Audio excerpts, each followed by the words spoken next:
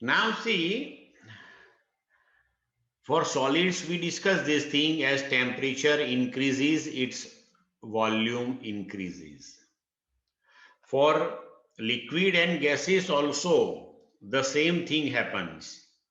But expansion of gases, that will be maximum one, or we can say more, compared to the expansion of solids and liquids for the increase in the same temperature. Okay. Now see, here the coefficient of cubical expansion, or we can say coefficient of volume expansion of an ideal gas at constant pressure, that is equal to the reciprocal of its absolute temperature. And that we can prove like this.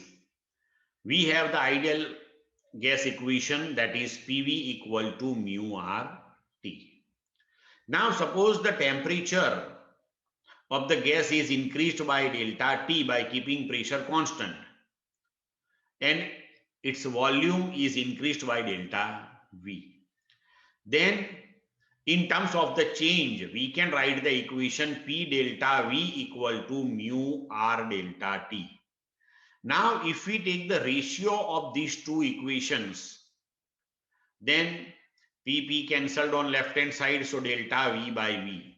On right hand side, mu R will be cancelled, so delta T by T. Now take this delta T from right hand side to left side. So we can write delta V by V equal to 1 upon delta T, that is equal to 1 by T. But we know delta V by V, that is alpha V into delta T. So take this delta T on left hand side. So delta V by V into 1 upon delta T, that is alpha V. Now substitute this particular value here. So we can write alpha V, that is equal to 1 upon T. So we can say this thing, the coefficient of volume expansion of an ideal gas at constant pressure, that is equal to reciprocal of its absolute temperature. Clear? Now relation between alpha V, the coefficient of volume expansion, and alpha L, the coefficient of linear expansion. Now suppose we consider a cube with length equal to L. Then its volume V, that is equal to L cube. Now suppose its temperature is increased by delta T, and due to that increase in temperature, the length is increased by delta L. So now new length of each side, that will be L plus delta L. So now new volume of the cube, that is L plus delta L whole cube. So change in volume, delta V, that is L plus delta L whole cube, the new volume, minus L cube, original volume. Now this L plus delta L whole cube, take expansion of it. So that is L cube plus delta L cube plus 3 delta L L square plus 3 delta L square into L and minus L cube. In standard 10th, you studied about A plus B whole cube. As per that, this expansion is taken. Now L cube cancelled. Now here delta L, that is very small. So if delta L is very small, it implies that delta L square and delta L cube, that will be extremely small.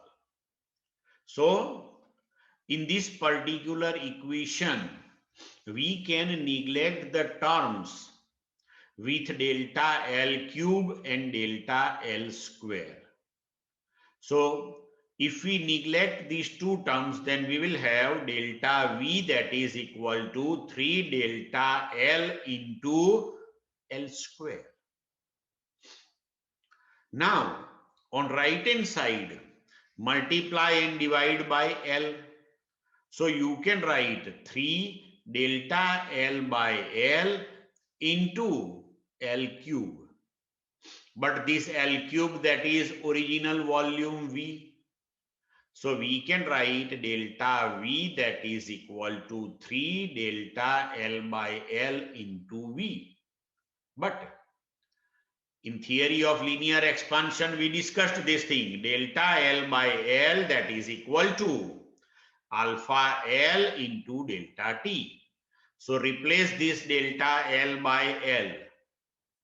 So we can write delta V, that is equal to 3 alpha L V delta T. Now if we compare this one with the equation of volume expansion delta V equal to alpha V V delta T, then we can write alpha V, that is equal to 3 alpha L. Clear?